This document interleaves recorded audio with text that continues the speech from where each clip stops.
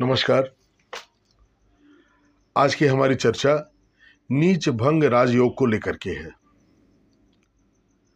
जैसा इस शब्द से प्रतीत होता है कि नीच भंग राजयोग यानी अगर किसी ग्रह की नीचता भंग हो जाए तो वो राजयोग देने वाला हो जाता है।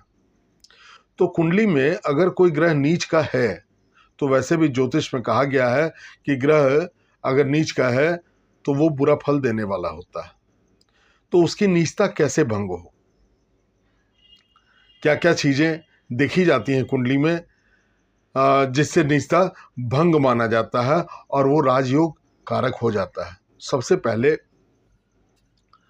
अगर किसी राशि में कोई ग्रह नीच का हो रहा है और उसी राशि में उस राशि का स्वामी अगर बैठा हो तो इसे उस ग्रह की नीचता भंग मानी जाएगी। जैसे मेष राशि में शनि नीच के होते हैं और मेष राशि के स्वामी होते हैं मंगल। अगर मंगल उसी जगह पर अगर बैठे हों तो शनि की नीचता का यहाँ भंग माना जाएगा, यानी यहाँ पे नीच भंग राजयोग पैदा होगा।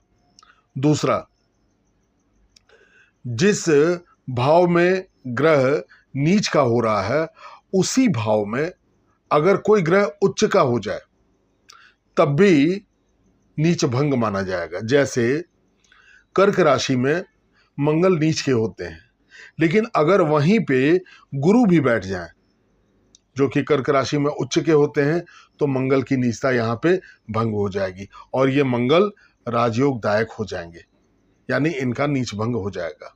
इसी तरीके से तीसरा, जिस भाव में कोई ग्रह नीच का हो रहा है और उस भाव पर उस राशि के जो स्वामी हैं उनकी अगर दृष्टि पड़ जाए, जैसे कि अभी जैसे हम लोगों ने उदाहरण देखा कि मान लीजिए कि शनि नीच के होते हैं मेष राशि में और मंगल जहां पर बैठे हैं वहां से अपने घर को अगर देख रहे हैं तो यहां पर शनि की नीचता भंग हो जाएगी।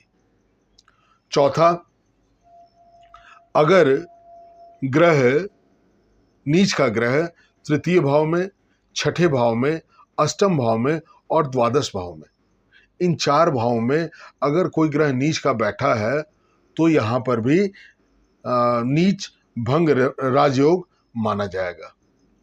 पांचवा, अगर कोई ग्रह कहीं पर भी अगर नीच का है और उस ग्रह का उस राशि का राशिपति अगर केंद्रीय बैठा हो, यानी प्रथम, चतुर्थ, सप्तम या दसम, तब भी उस ग्रह की नीचता यहाँ पे खत्म हो जाएगी, यानी यहाँ पर भी नीच भंग राजयोग पैदा होगा।